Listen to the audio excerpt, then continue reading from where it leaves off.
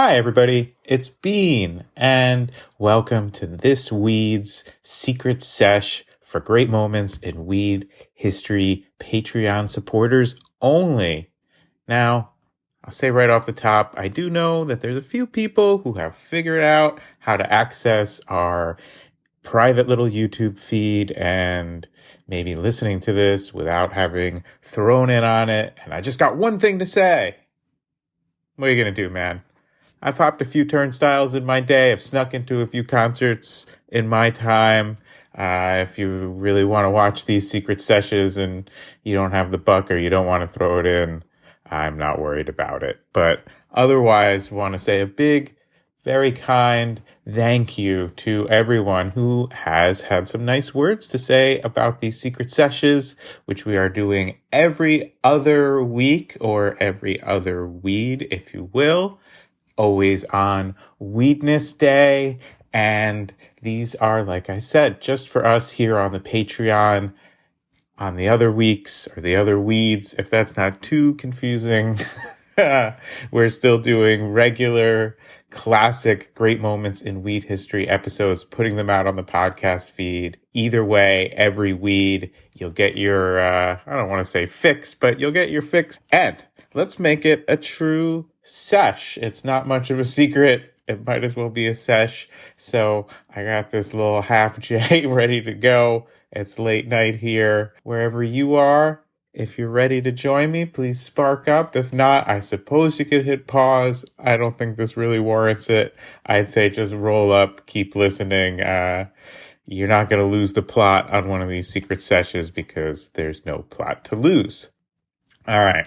3, 2, 1. Secret sesh. Of course, you're still getting solo Bean on the feed because Abdullah is on. Say it with me.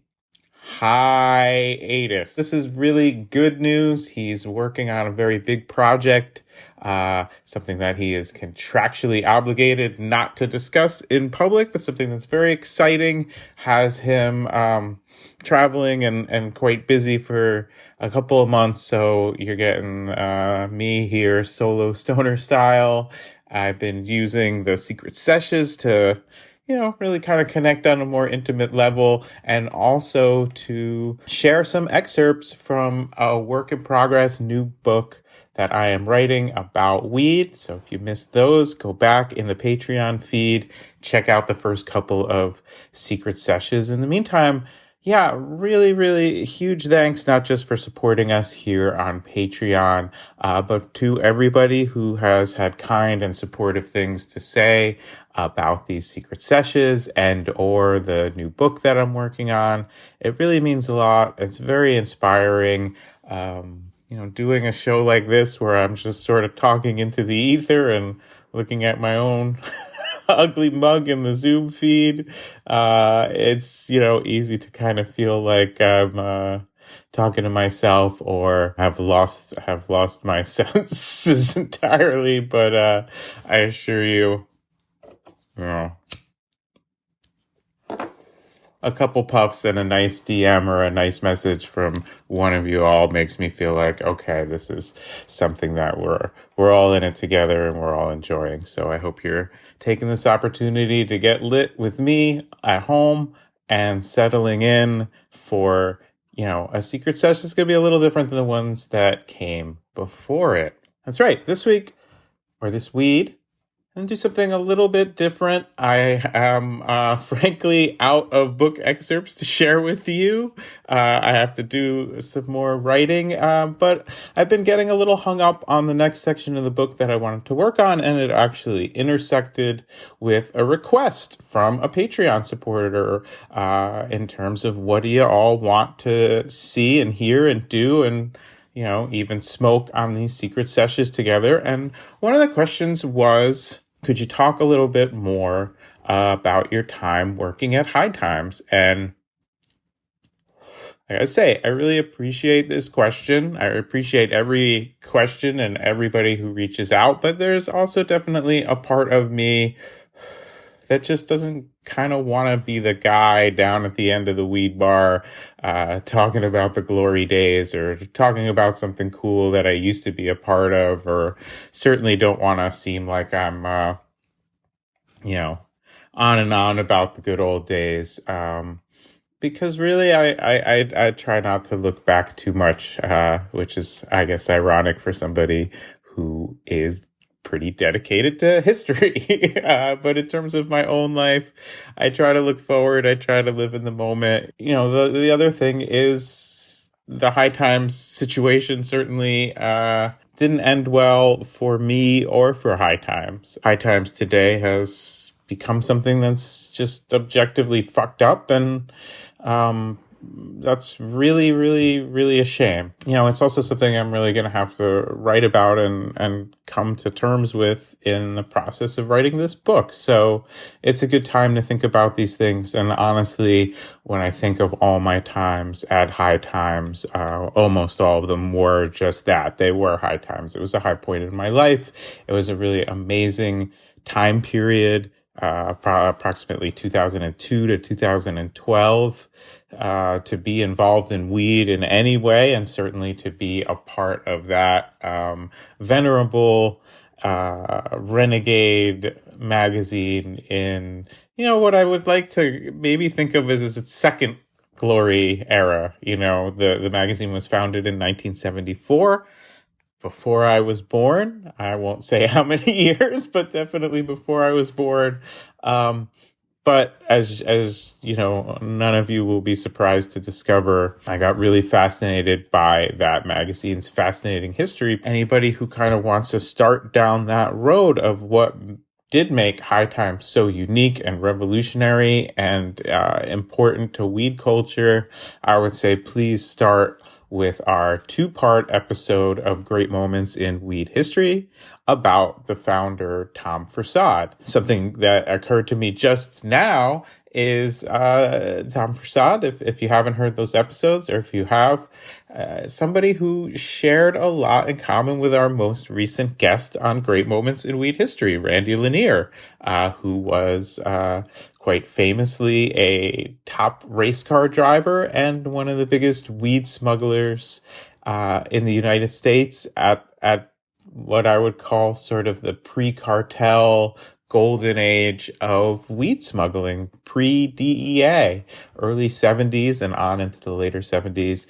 That's when you had Randy Lanier bringing in huge boatloads of weed from Mexico and Colombia, and Tom Forcade, High Times founder, was doing the same thing by airplane, and he was flying the airplanes himself. So just kind of a very romantic figure, somebody who was unabashedly a revolutionary in terms of culture, but also in terms of just fucking shit up. So, to see something that he created, this magazine, this company, and something that was such a big part of my life in the last few years fall into the hands of people who, let me choose my words carefully so they don't sue me, are a bunch of leeches and a bunch of bottom feeding corporate fucks who, don't really care about this plant or this culture or anything. They might smoke weed, they might not, but they don't give a shit about you or about this plant or about anything but themselves, and that's evident from my firsthand encounters with them for the 6 days that I worked there after they took over this new regime, and it's been evident in every kind of action that they have taken since. There's nobody there who works there that worked there when I worked there, but I do know there are some good people who work there, and I don't begrudge them the gig, and I'm not here to shit on them as individuals or even to shit on High Times. I'm honestly no, I think you could probably hear it in my voice. This is something I'm just hesitant to get into. We've all, maybe not with a notorious drug magazine, but we've all been in relationships that ended badly. Sometimes it was our own fault. Sometimes we feel like it was the other entity's fault. Sometimes it, goes in that category called Shit Happens, but, you know, it's not often that your significant other gets bought out by a bunch of hedge fund d-bags and turned into everything you hate. And I can only think that, however mad I am about it, Tom Prasad must be rolling in his grave, and not in the good way of rolling a joint. There's your pun for the secret sesh. You know, that's sort of where things are now. But when I look back with some distance, it's on just incredible memories. And I think that probably the person who asked is hoping to hear a bunch of stories, like, and that's what honestly I think I will have to start to remember for this book, is the good times and the wild times, and frankly some pretty frightening times, and just every range of human experience in a very heightened way, and also the feeling of being a part of something that I really think was a force for good, and getting to meet people who had a deep connection to the magazine. Maybe it taught them how to grow weed, and that can really change your life. Whether you are trying to get out from some debt, whether you're trying to have some extra income, whether you are trying to get out of working a job that you hate, whether you maybe went to jail for weed and got out and had a really hard time finding a job in the quote unquote legitimate economy. And then for a lot of people, I think High Times was just a voice of reason, in a time when society's prejudices and stigmas were far more pronounced. They're still with us, and people are unfortunately still living in prohibition states today. But going back even a decade or more, and definitely going back to the founding of the magazine in 1974, there were just a lot of people who feel the way that we do about weed, and there weren't online communities to be a part of, and there wasn't dispensaries and weed dinners and bud and breakfasts, or really any place that they could talk honestly about their experience. And so this magazine, has a deep place in a lot of people's hearts, and so often just took me to some fascinating places, and some incredible people, including the people that I worked with at the magazine. I can think of dear friends, and of course, every workplace has its assholes. But, uh, you know, what can I tell you? This is kind of a real one. Like,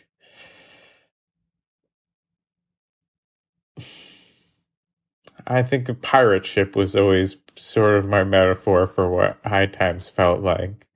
It was a rogues gallery of people.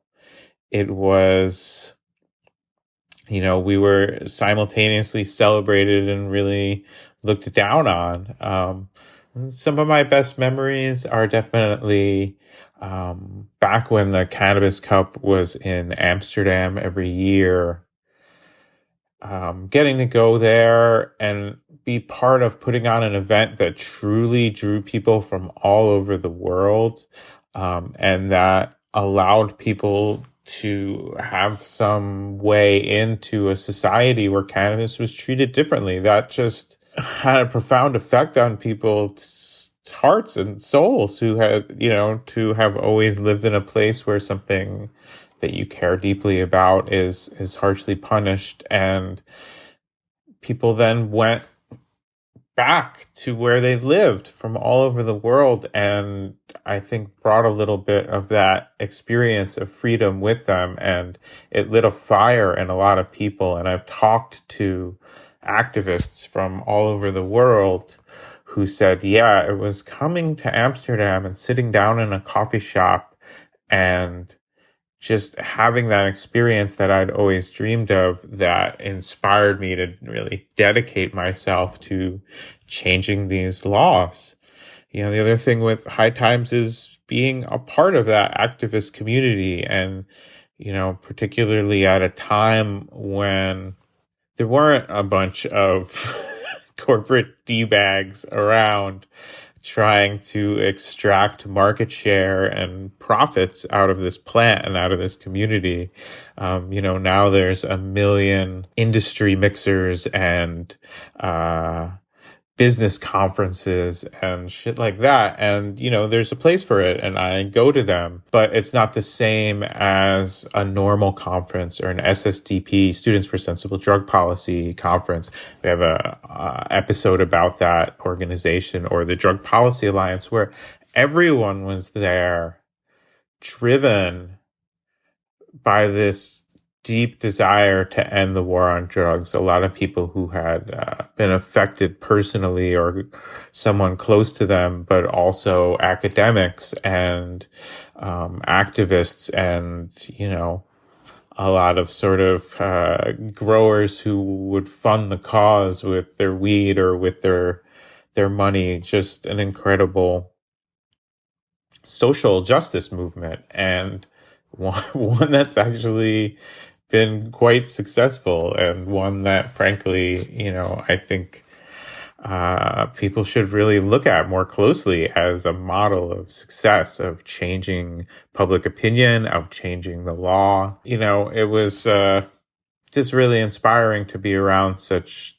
thoughtful, energetic people who were sort of single-minded in that goal. And I do think that the influx of capitalistic forces, mixed bag that it is, has changed some of that feeling in the air. But I also think that, like, for every High Times that has turned into some corporate zombie version of itself to, keep it topical close to Halloween, there's all kinds of independent media and much more diverse media to cover cannabis. And for every person who might feel like myself, there's young people coming up in the world who don't have to deal with any of this prohibition bullshit, at least not where they live. And so it feels like, some of the legacy of High Times is one of transformation and one of victory, and one that, I know I can only imagine that if,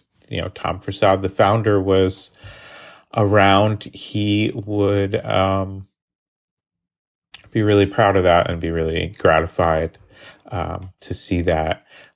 I think all the best stories are like the ones I can't tell, even in this very closed group, as particularly with a microphone under my chin.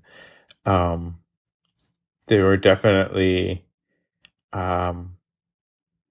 times that it felt very outlaw. There were times that it felt very dysfunctional and out of control. But it was also this just unique opportunity to deeply connect with an underground culture. When I got the job at High Times, I smoked weed every day. Long prior to that, I had been smoking weed every day. But I thought all the strain names were basically made up. Some of them obviously still are, depending on where you do your shopping. But, I had never seen a weed plant growing. I had never been anywhere that, I had never been to Amsterdam. I had never even experienced like legal medical cannabis. So it was such an education. And I think the best part is, like,